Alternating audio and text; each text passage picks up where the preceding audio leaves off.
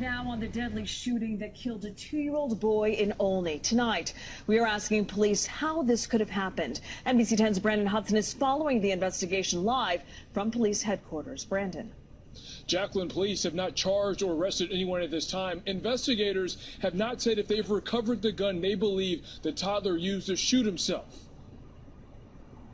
In the alleyway behind the home where a relative discovered the 2-year-old's body, Philadelphia police towed a car with toys in the back seat. The car was parked outside the basement where police say the shooting happened. It appears to be at this point a self-inflicted gunshot wound to the head. I just can't get over what I saw. Crystal Freeman walked over to the home on West Godfrey Avenue after the toddler died. Seen a little wooden chair knocked to the floor and a bunch of blood just everywhere. Skyforce 10 flew overhead as detectives searched the home in Olney. News of the death hit hard. We saw this man crying uncontrollably while on the phone. Police say family members were in the house when the 2-year-old shot himself with a handgun. We don't have any indication that there was a dispute, an argument, or a fight yet that preceded this. Most of these relatives went to Einstein Hospital. A patrol car parked in front of the emergency room entrance. Unfortunately, doctors couldn't save the child.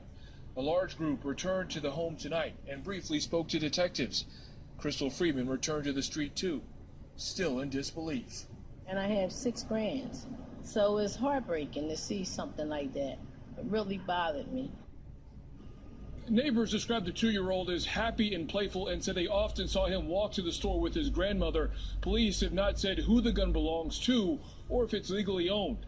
Live at police headquarters in Center City, I'm Brandon Hudson, NBC 10 News. And we'll be fine.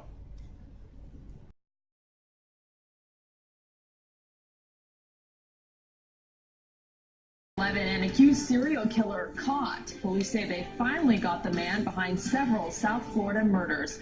Police say they already knew this suspect. At one point, they even took his gun away. But they gave it back, and then detectives say his killing spree began. From the investigation to reaction, we have team coverage, beginning with CBS 4's Carrie Codd, who's live tonight in Lauderhill. Gary.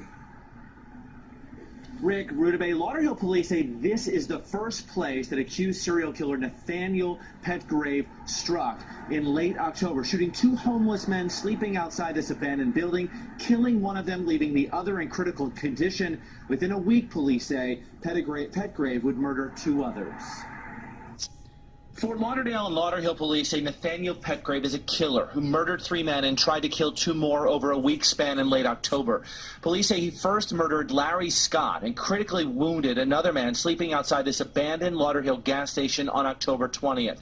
Then investigators believe Petgrave spoke with John Jackson outside of Fort Lauderdale Market before later walking up and killing him. Police thought maybe the 2 cases were connected. We realize now we may have a serial killer or someone, just going on a killing spree.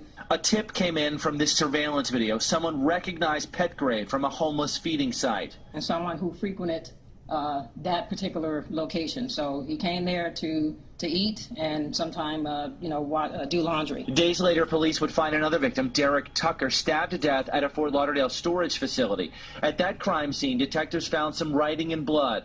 The words, "4 stop wait time." Investigators say Petgrave confessed to that crime and said the number 4 was a reference to what he believed was his 4th victim. Police say Petgrave preyed on homeless people. We don't think he specifically targeted those victims for any reason other than their availability. In early September, a month before the murders, a Fort Lauderdale police officer discovered Petgrave shooting a gun. The gun was confiscated, and Petgrave was found to have a concealed weapons permit. 5 days later, police gave the gun back to Petgrave. A month went by. On October 20th, Lauderhill police say Petgrave murdered Larry Scott. The next day, Fort Lauderdale police say Petgrave murdered John Jackson. On October 24th, following a tip about his identity, police began surveillance of Petgrave. He was arrested for stealing a car. Petgrave quickly got out of jail, and just 2 days later, police say Petgrave committed a murder at a storage facility using tools from a City of Tamarack work truck parked on the site. That same day, police say Petgrave walked into the Fort Lauderdale Police Department to request the return of some of his personal items from his arrest for stealing that car. That's when police arrested him for murder. Petgrave, who told police he worked as a security guard, lived at this makeshift shelter in some woods near State Road 7 and Sunrise Boulevard. He told police that he buried the gun police originally confiscated from him in the dirt there. The gun has not been found. Now, police say the shell casings from this crime scene in Lauderhill match shell casings from the crime scene in Fort Lauderdale. Just a short distance from here, police say Petgrave has confessed to these crimes. Live in Lauderhill, Kerry Cott, CBS 4 News Tonight. Carrie, thanks very much. New York just found working at a toy store in Collier County. Take a look at the mugshot. Christopher Gonzalez, who worked at the Toys R Us in North Naples, now being held in the Collier County jail without bond. Investigators say Gonzalez was wanted on second-degree murder charges in connection with the death of a woman that happened in the Bronx back in 2000. Gonzalez will eventually be extradited back to New York to face those charges. Shock following a deadly discovery in a home on Lake Minnetonka.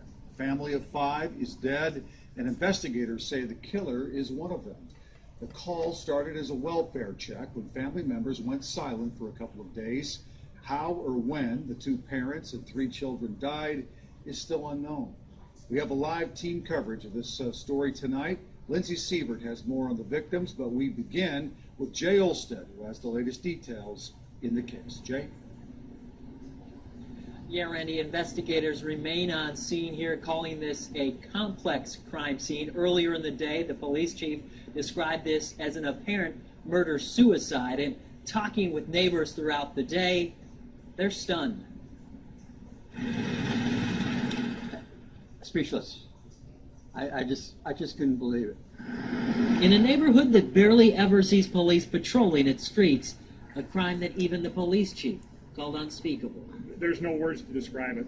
I've been a cop for 32 years, and they say an event like this with an entire family, it's, they say, a tragedy. South Lake Minnetonka Interim Police Chief Mike Satari says his officers discovered 5 bodies this afternoon, including 3 children, in a home here on Channel Drive in Greenwood. To have something of this magnitude, and especially when it involves children, it just tears me apart. Neighbor Doug Klosik says the house in question is owned by Brian Short, who lives with his wife and 3 children.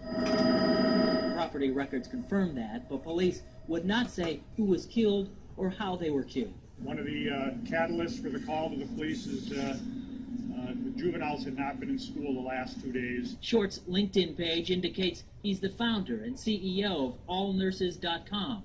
The company confirmed the deaths tonight, writing in part on its website, "A very tragic loss for the extended families, friends, co-workers, and this nursing community." I have 2 young children, and the fact that there are kids involved is very troubling. This was like totally shocked. Meantime, neighbors of this quiet Lake Minnetonka neighborhood are left to wonder why. Not in the deepest depths of my mind could I think that something like that would have happened. Yeah, neighbors described them as a good family and said there were no signs of any problems. In the meantime, this tragedy is impacting more people than this neighborhood. I want to bring in my colleague, Lindsay Sievert, who has more on that. Lindsay. Yeah, Jay, we've learned a lot of classmates are mourning tonight.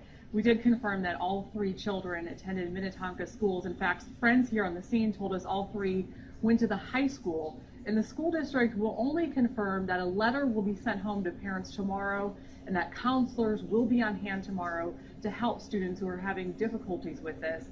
And meanwhile, here tonight, 3 Minnetonka High School seniors did stop by the scene to process the loss of a classmate.